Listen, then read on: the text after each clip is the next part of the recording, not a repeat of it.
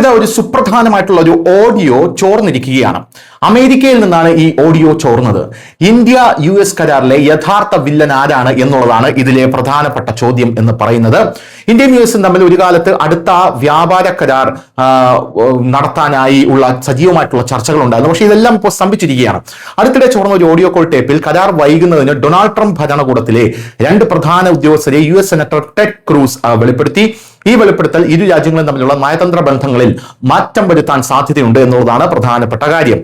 White House വ്യാപാര ഉപദേഷ്ടാവ് Peter നവാരോയും വൈസ് പ്രസിഡന്റ് JD വാൻസുമാണ് ഇന്ത്യയുമായിട്ടുള്ള കരാറിന് പ്രധാന തടസ്സങ്ങളെന്ന് ചില പാർട്ടി ദാതാക്കളുമായുള്ള കൂടിക്കാഴ്ചയിൽ സെനറ്റർ ടെഡ് ക്രൂസ് സമ്മതിച്ചതായി ആക്സിയോസ് റിപ്പോർട്ട് ചെയ്യുന്നു. ഇരു നേതാക്കളും മുമ്പ് ഇന്ത്യ വിരുദ്ധ പ്രസ്താവനകൾ നടത്തിയിട്ടുണ്ട്. റഷ്യയിൽ നിന്ന് എണ്ണ വാങ്ങുന്നതിന് ഇന്ത്യക്ക് മേൽ വലിയ താരിഫ് ചുമത്തുന്നതിനെ ഇരു നേതാക്കളും അനുകൂലിക്കുകയും ചെയ്യുന്നുണ്ട്. ചോർന്ന ഓഡിയോ പ്രകാരം താരിഫ് ഏർപ്പെടുത്തുന്നതിനെ കുറിച്ച് ടെഡ് ക്രൂസ് ട്രംപിന് മുന്നറിയിപ്പ് നൽകിയിരുന്നു. ലോകമെമ്പാടുമുള്ള രാജ്യങ്ങളിൽ പ്രത്യേകിച്ച് ഇന്ത്യയിൽ താരിഫ് വർദ്ധിപ്പിച്ചാൽ US-ലെ സാധനങ്ങളുടെ വില വർദ്ധിക്കുമെന്ന് അദ്ദേഹം പറഞ്ഞു. പണപ്പെരുപ്പം വർദ്ധിച്ചാൽ 2026 നടക്കാനിരിക്കുന്ന ഇടക്കാല തിരഞ്ഞെടുപ്പിൽ റിപ്പബ്ലിക്കൻ പാർട്ടിക്ക് വലിയ പരാജയം നേരിടേണ്ടി വരുമെന്ന് ക്രൂസ് വെളിപ്പെടുത്തി.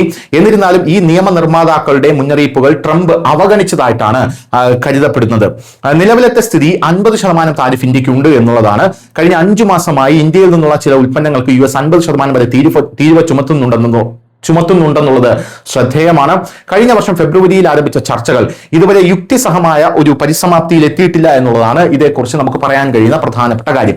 അതേസമയം ഇന്ന് റിപ്പബ്ലിക് ദിനത്തിൽ ഇന്ത്യയും യൂറോപ്യൻ യൂണിയനുമായി ഒരു സുപ്രധാന കരാറിൽ ഏർപ്പെടുന്നു എന്നുള്ളതാണ് അമേരിക്കയെ ഏറ്റവും കൂടുതൽ വിഷമിപ്പിക്കുന്ന അല്ലെങ്കിൽ അമേരിക്കയുടെ അടിത്തറ ഇളക്കുന്ന ഒരു കാര്യം എന്ന് പറയുന്നത്.